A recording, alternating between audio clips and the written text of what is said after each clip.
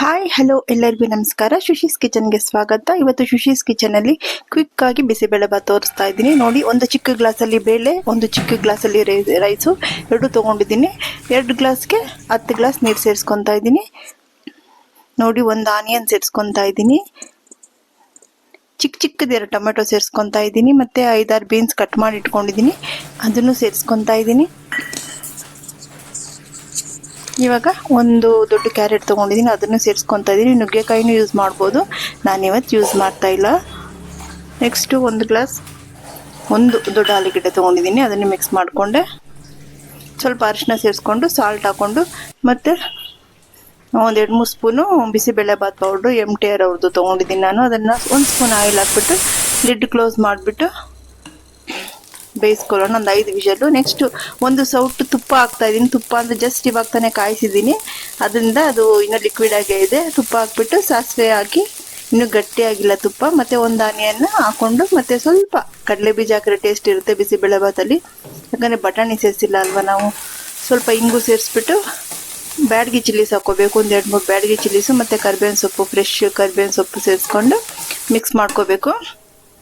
ಇವಾಗ ಅದೊಂದು 5-6 ವಿಷಲ್ ಬಂದಿದೆ, ಪಕ್ಕದಲ್ಲಿ ಇಟ್ಟಿದ್ದೀನಿ. ಇವಾಗ ಸ್ವಲ್ಪ ಹುಳಿ ಸೇರಿಸ್ಕೊಳ್ಳೋಣ. ಇದಕ್ಕೆ ಹುಳಿ ಸೇರಿಸ್ಕೊಂಡು ಸ್ವಲ್ಪ ಬೆಲ್ಲ, ಟೇಸ್ಟಿಯಾಗಿರುತ್ತೆ. ಬೆಲ್ಲ ಸೇರಿಸ್ಬಿಟ್ಟು ಇವಾಗ ನೋಡಿ, ನಾನು ಇನ್ನೂ ಸ್ಮ್ಯಾಶ್ ಮಾಡಿಲ್ಲ. ಇವಾಗ ಇದೆಲ್ಲ ಹಾಕಿದ್ರೆ ಈಗ ಬೇಯ್ತಾನೆ ಅದು ಸ್ಮ್ಯಾಶ್ ಆಗಿಬಿಡುತ್ತೆ. ನಾನು ಸೌಟಲ್ಲಿ ತಿರುಗಿಸುವಾಗ್ಲೇ ಇದಕ್ಕೆ ಮಿಕ್ಸ್ ಮಾಡಿಬಿಟ್ಟು ಚೆನ್ನಾಗಿ ಮಿಕ್ಸ್ ಕೊಡಬೇಕು. ಇವಾಗ 1 ಸ್ಪೂನ್ ಫ್ರೆಶ್ ಆಗಿ ತಿರ್ಗಾ ಬಿಸಿಬೇಳೆಬಾತ್ ಪೌಡ್ರು ಸೇರಿಸ್ಕೋಬೇಕು. ಇವಾಗ ನೋಡಿ, ಸೇರಿಸ್ಕೊತಾ ಇದ್ದೀನಿ. ಸೇರಿಸ್ಕೊಂಡಿದ್ದಾಯಿತು. ಇವಾಗ ಫ್ರೆಶ್ದು ಇದು ತೆಂಗಿನಕಾಯಿ ಎಲ್ಲ, ಇದು ಒಣಗಿದ ಕೊಬ್ಬರಿ ಸ್ವಲ್ಪ ಸೇರಿಸ್ಕೋಬೇಕು, ಟೇಸ್ಟಿ ಇರುತ್ತೆ. ಅವ್ರ ಪೌಡ್ರನ್ನಲ್ಲೂ ಸ್ವಲ್ಪ ಸೇರಿಸಿರ್ತಾರೆ.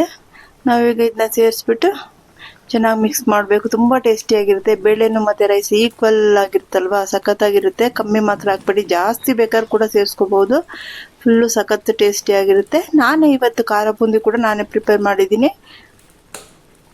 ಇದೊಂದು 5-6 ಜನಕ್ಕೆ ಸರ್ವ್ ಮಾಡ್ಬೋದು. ತುಂಬ ಟೇಸ್ಟಿಯಾಗಿರುತ್ತೆ. ಮಾಡಿ ನೋಡಿ. ಸಪ್ರೇಟಾಗಿ ಏನು ಬೇಯಿಸೋದು ಬೇಕಾಗಿಲ್ಲ. ತರಕಾರಿ ಸಪ್ರೇಟ್ ಬೇಯಿಸೋದು, ರೈಸ್ ಸಪ್ರೇಟ್ ಬೇಯಿಸೋದು ಬೇಕಾಗಿಲ್ಲ.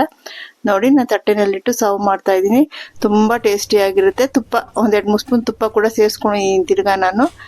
ಇವಾಗ ನಾವು ಒಬ್ಬೊಬ್ರಿಗೂ ಸರ್ವ್ ಮಾಡುವಾಗ ಮೇಲೆ 1 ಸ್ಪೂನ್ ತುಪ್ಪ ಹಾಕ್ಬಿಟ್ಟು ಸರ್ವ್ ಮಾಡಿದ್ರೆ ತುಂಬ ಟೇಸ್ಟಿಯಾಗಿರುತ್ತೆ. ತಿನ್ನುವಾಗ ಸಖತ್ತಾಗಿರುತ್ತೆ. ಇವಾಗ ನೋಡಿ ಹಾಕ್ಬಿಟ್ಟು ಖಾರ ಬೂಂದಿ, ನಾನು ಮಾಡಿರೋ ಖಾರ ಬೂಂದಿನೇ ಅದ್ರ ಮೇಲೆ ಹಾಕ್ಬಿಟ್ಟು ಜಸ್ಟ್ ಇವಾಗ ತಾನೇ ಮಾಡಿದ್ದೀನಿ, ಹಾಕಿದ್ದೀನಿ ನನ್ನ ಚಾನಲಲ್ಲಿ ನೋಡಿ, ಶಾರ್ಟ್ಸಲ್ಲಿದೆ